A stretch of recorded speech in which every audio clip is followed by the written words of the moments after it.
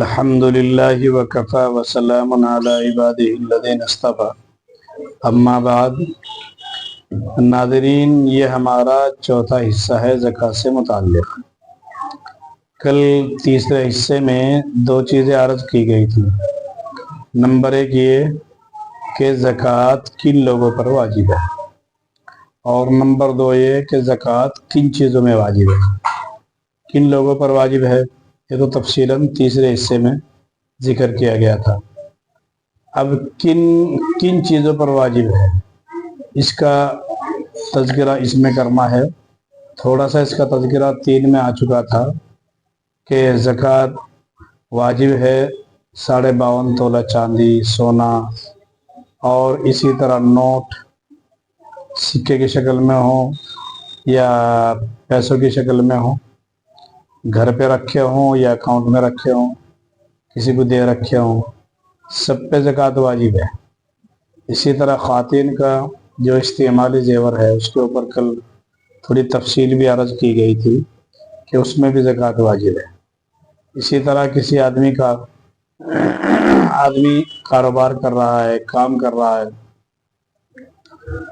اس میں بھی ناظرین زکوٰۃ واجب ہے۔ کیسے واجب ہے؟ مثال کے طور پہ ایک آدمی دکان کر رہا ہے، کپڑے کی دکان ہے، سیمنٹ کی دکان ہے، چلر سامان کی دکان ہے، اس کے اوپر بھی زکوٰۃ واجب ہے۔ اگر اس کی دکان میں اتنا سامان ہے کہ اگر وہ ایک دم بیچے گا تو وہ اتنے کا جائے گا جس میں 52.5 تولہ چاندی یا 7.5 تولہ سونا یا ان میں سے کوئی بھی آ سکتا ہو۔ اگر ایسا ہے تو پھر مستقل اس کے اوپر بھی زکوٰۃ واجب ہے۔ اس کی شکل کیا ہوگی دینے کی؟ ناظرین، اس کی دینے کی شکل یہ ہے کہ آدمی جب سال پورا ہو جائے، اتنا مال ڈال کر کے جتنے پہ زکوٰۃ واجب ہو رہی تھی، مثلا کسی آدمی نے اپنی دکان میں 5 لاکھ کا سامان ڈال لیا اور سال پورا ہو گیا۔ سال پورا ہونے کے بعد 1 جنوری کو اس نے دکان اوپن کی، شروع کی، اس کا افتتاح کیا۔ اگلے سال 1 جنوری آ گئی تو 1 جنوری میں ابھی سے یوں دیکھنا پڑے گا میرے دکان میں کتنا سامان ہے۔ شیخ الاسلام مفتی تقی صاحب عثمانی نے اپنی کتاب کے اندر لکھا ہے کہ آدمی کے لیے دونوں موقع ہے، ایک ریٹیل پرائس ہے، ایک ہول سیل پرائس ہے۔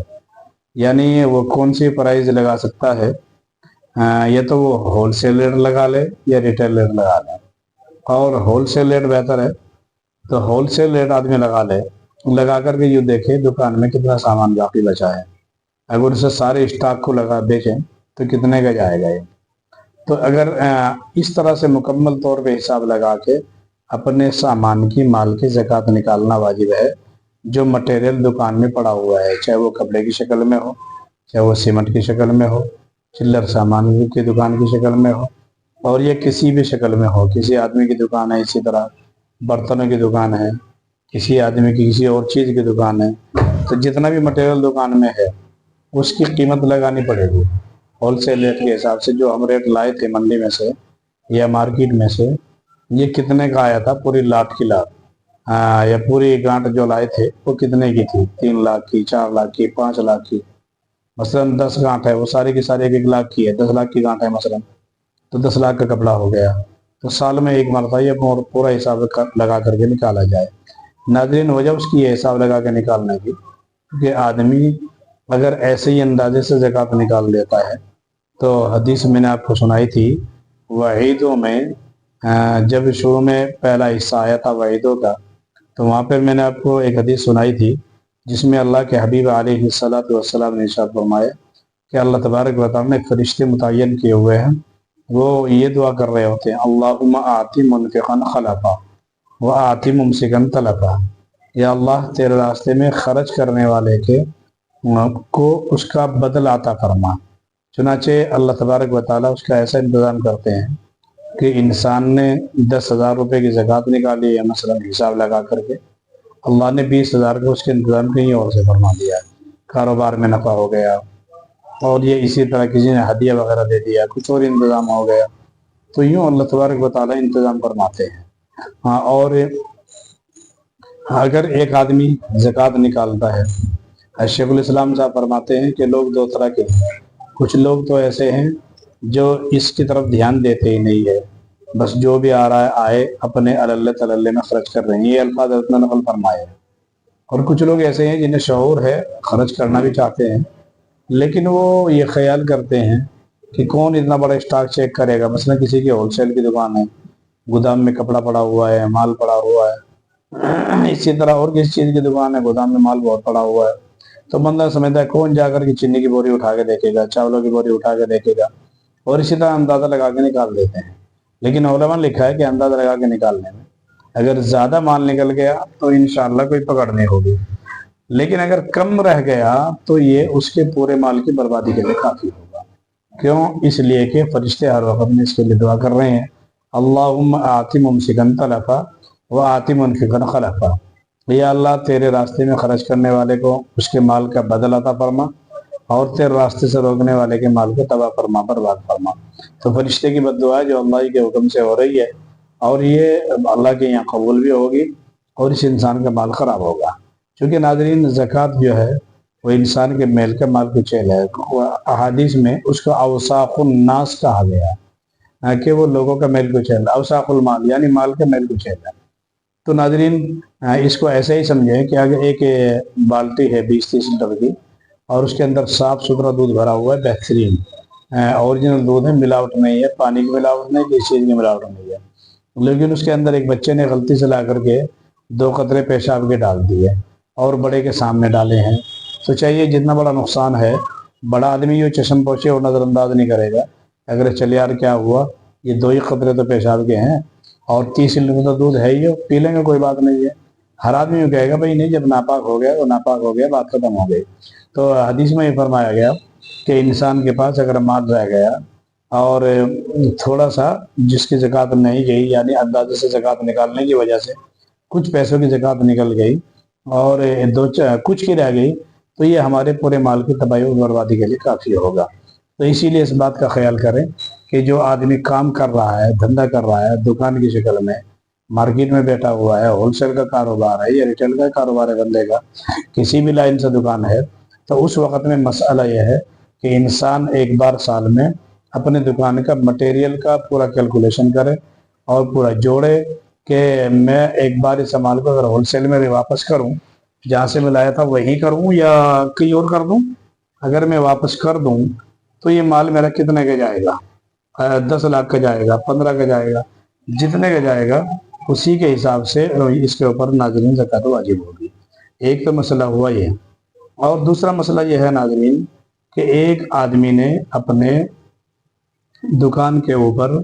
4 بیٹے لگا رکھے ہیں. دکان باپ کی ہے، مال بھی باپ کا لگا ہوا ہے. باپ نے یوں سمجھ کر کے بیٹے لگا دیے بھائی باہر کا رکھوں گا، پیسے اڑائے گا، اور اگر یہ بچے اٹھائیں گے، میرے پیچھے بھی اٹھائیں گے، تو کم سے کم اپنے بیٹے تو ہیں. لیکن اس نے معاملہ کلیئر کیا ہے، جسے انہیں معاملات کی صفائی کا باقاعدہ عنوان رکھا تھا، اس کے لیے آپ کے سامنے کئی حصے بنائے تھے. تو اسی میں سے اس کو سمجھیے گا. اور یہ یہاں زکوٰۃ میں اس کو اس لیے عرض کر رہا ہوں کہ اس سے 2 مسئلے الگ الگ ہو جاتے ہیں. نمبر 1 قربانی کا، نمبر 2 زکوٰۃ کا. مثال کے طور پر سمجھیے گا کہ باپ نے اپنے ذہن میں یہ سمجھ کر کے کہ بچے ہیں اور ابھی انہیں پیسے دوں گا یہ برباد کر دیں گے، تباہ کر دیں گے، اور بعد میں جب میں مروں گا، جب تقسیم ہو جائے گا، یا آگے سے بھی چل کر کے ابھی کچھ بچے رہ رہے ہیں، ان کو فریضہ نکاح سے ادائیگی، جو نکاح کی ذمہ داری ہے باپ کی وہ پہلے ادا ہو جائے، لگ مل کے کر لیں، اس کے بعد میں بچوں کو پراپرٹی میں حصہ دے دوں گا. لیکن دکان چل رہی ہے اچھی خاصی، تو باپ نے بیٹے بٹھا رکھے ہیں، 3 بیٹے، تینوں بٹھا رکھے ہیں، شفٹیں چینج کر رکھی ہیں. بھائی تو یہ صبح سے لے کے 12 بجے تک بیٹھنا ہے، ایک کو کہا تو یہ 12 سے لے کے 6 تک بیٹھنا ہے، دوسرے کا تو یہ شام میں 6 سے لے کر کے 10 بجے تک بیٹھنا ہے. اور وہ تینوں کو الگ الگ پیسے دے رہا ہے، اور انہیں صاف ستھرا کہہ دیا دیکھو میں باہر والے کو بھی رکھتا، اور صاف ستھرا کرنا چاہیے ناظرین، باہر والے کو بھی میں رکھتا، اسے بھی پیسے دیتا 500 یا 700 یا 800،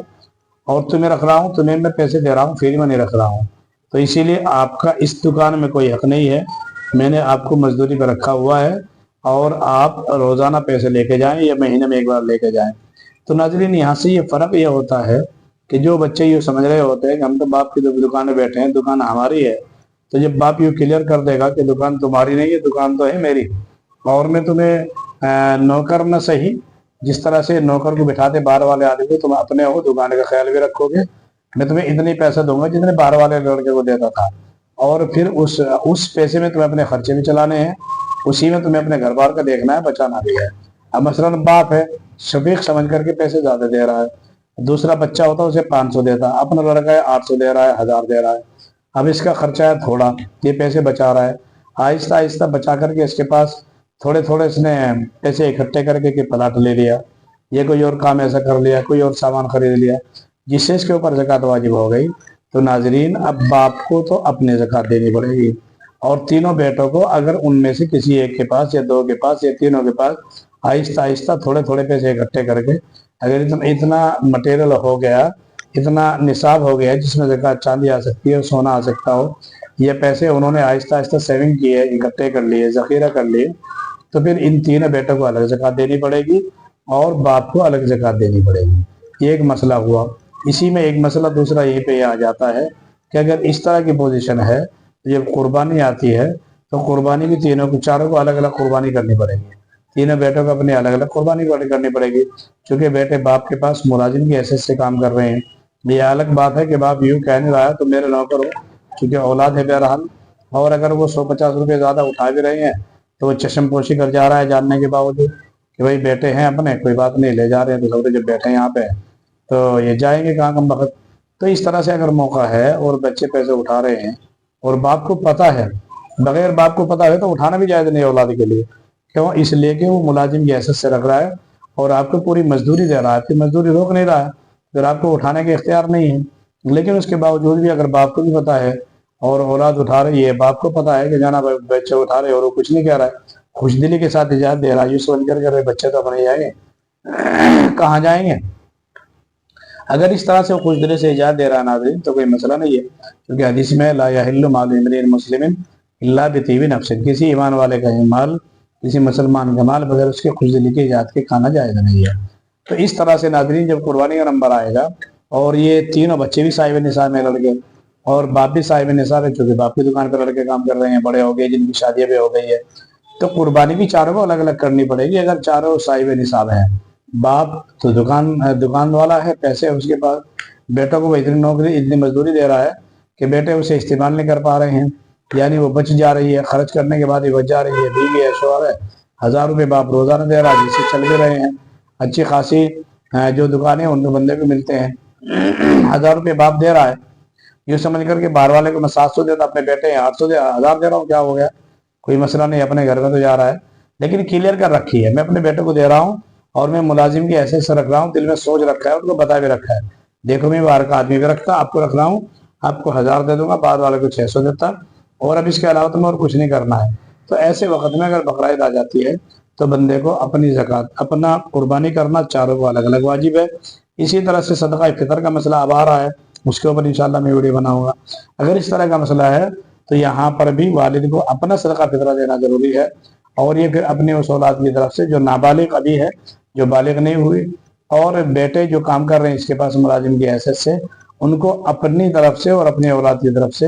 صدقہ فطرہ دینا واجب ہے۔ یہ فرق ہے ملکیت کے صاف کرنے کا، اور اگر ملکیت صاف نہیں ہوگی تو اس کا نقصان یہ ہوگا کہ باپ ایک بکرا لائے گا اچھے والا، 20,000 کا، 15,000 کا، 18,000 کا، 30,000 کا، اور بیٹے یہ سمجھیں گے بس باپ تو قربانی کر ہی رہا ہے، ہمیں کیا ضرورت ہے قربانی کرنے کا، 3 آدمی ہیں، ایک گھر والی ہے اور ایک امی ہے، ایک ابا ہے، بہنیں اپنے یہاں سسرال بھی گئی ہوئی ہیں، تو ہمارا بڑا بکرا ہے، 4 آدمی ہیں، گوشت آئے گا 20 کلو، 5-5 کلو کر لیں گے، بات ختم ہو گئی۔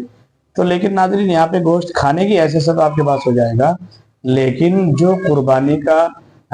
وجوب تھا ہر بندے پر الگ الگ، وہ واجب صرف باپ کی طرف سے ادا ہوگا، بیٹوں کی طرف سے ادا نہیں ہوگا، کیونکہ بیٹوں کی اپنی ذاتی الگ الگ ملکیت ہے، تو بیٹوں کو بھی اپنے الگ سے قربانی کرنی چاہیے تھی، لیکن بیٹوں نے اپنے قربانی نہیں کی ہے، یہ سمجھ کر کے باپ نے کر لی ہے، اور باپ انہیں کہنے کچھ بھی نہیں رہا کہ میں نے تو اپنے کر ہی لی ہے، یہ نہیں کہ سردردی ہے وہ کریں گے یہ نہیں کریں گے، مسئلہ پوچھیں گے، کرنی چاہیے کریں گے، بعض مرتبہ باپ یہ سمجھتا ہے مجھے کیا ضرورت ہے کہنے کی، خود پوچھیں گے کریں گے، یہ اس نے دینی ماحول بنایا اور سکھایا ہوا ہوتا ہے، وہ سمجھتا ہے خود ہی کر لیں گے، اور بچے سمجھ رہے ہوتے ہیں کہ باپ نے کر لیا بس کافی ہے۔ تو ناظرین معاملات کی صفائی سے یہ فرق پڑتا ہے کہ معاملات کی صفائی کرنے سے ہر آدمی کے اوپر جو الگ الگ فریضہ ہے وہ اپنا فریضہ معلوم کر کے اپنے آپ ادا کر لیتا ہے. ورنہ تو ساری زندگی مثال کے طور پر سمجھیے گا کہ انہوں نے باپ کے ساتھ کام کیا 15 سال، 15 سال کے بعد کچھ بات بگڑی، یا باپ نے یہ چاہا کہ میرے اوپر بڑھاپا آ گیا اور یہ بالکل الگ الگ اپنے اپنے کاروبار کا سیٹ ہو جائے، بعد میں چل کے کوئی جھگڑا نہ ہو. تو پھر انہیں کہہ دیا دیکھو بھائی بات ایسی ہے، اب اپنی دکان الگ الگ کر لو اور کچھ پیسے میں لگا دوں گا، تمہیں دے دوں گا ہدیتاً، یا میں باپ کو لگا دوں گا اور جو تم نے اکٹھے کر رکھے وہ بھی لے گا اٹھا کر کے. تو یہ بھی اس طرح سے ناظرین اگر ہماری ملکیت صاف ہوگی، ہر ایک بچے کو 20,000 یا 15,000 یا جتنے بھی فکسنگ مل رہے ہیں، تو پھر انہیں شکایت کا موقع نہیں ملے گا. ورنہ نتیجہ یہ ہوگا کہ بڑے بھائی نے زیادہ کھا لیا، چھوٹے والے نے کم کھا، چھوٹے والے کم ملا، بیچ والے کو زیادہ مل گیا. تو یہ شکایتیں پھر بعد میں پیدا ہوں گی، اور اس کا نقصان یہ ہوگا کہ 15 سال باپ کے ساتھ اکٹھے رہے اور زکوٰۃ باپ نے یوں نہیں دی، میں تو ان کو نوکری دے رہا ہوں، میں ان کی زکوٰۃ کیوں دوں؟ اور بچوں نے زکوٰۃ اس لیے نہیں دی کہ ہم تو باپ کے پاس کام کر رہے ہیں، باپ ہمیں الگ سے پیسے تھوڑی دے رہا ہے، جو ہم وہ ضرورت کے مطابق ہمیں نوکری دے رہا ہے، الگ سے زیادہ پیسے تھوڑی دے رہا ہے ہم اس کی زکوٰۃ دیں گے. تو ناظرین اس طرح کے شبہات سے بچنے کے لیے بہتر ہے کہ اپنی ملکیت صاف کر لیں اور پھر ہر آدمی اپنی اپنی ملکیت کے الگ الگ زکوٰۃ دے. ناظرین اس میں اور 3-4 حصے بننے ہیں. ایک تو تفصیل اسی میں آنی ہے کہ زکوٰۃ کن کن چیزوں میں اور واجب ہے، اور دوسری یہ کہ زکوٰۃ دینے کن لوگوں کو ہے، یہ پوری تفصیل انشاءاللہ آپ کے سامنے آئے گی. السلام علیکم ورحمۃ اللہ وبرکاتہ.